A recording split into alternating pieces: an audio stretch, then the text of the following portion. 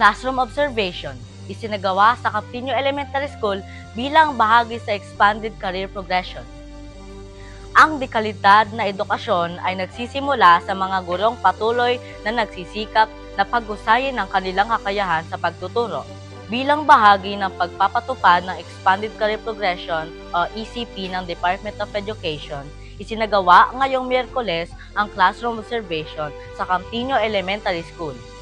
Layunin ng gawaing ito na suportahan ang propesyonal na pag-unlad ng mga guro sa pamamagitan ng masistemang obserbasyon, pagbibigay ng makabulang feedback, at pagtiyak na ang bawat aralin ay naihahatid ayon sa mga pamantayan ng kagawaran.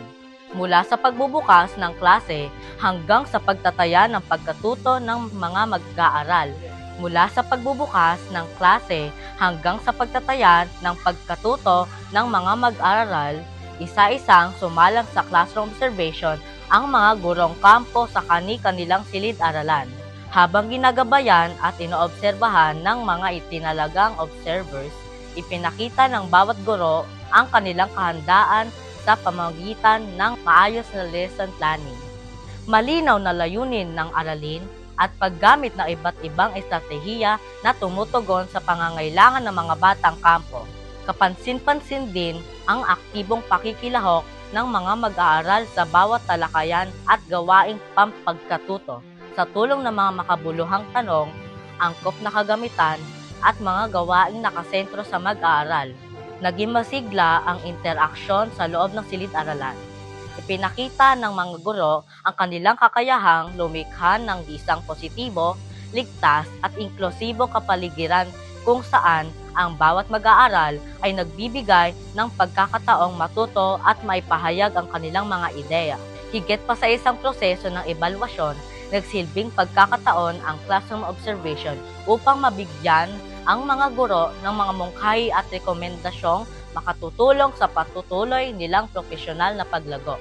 Alinsunod sa layunin ng Expanded Career Progression, ang obserbasyon ay nagsisilbing mahalagang bahagi ng pagpapalakas ng kakayahan ng mga guro at pagkikilala sa kanilang pag-unlad sa propesyon.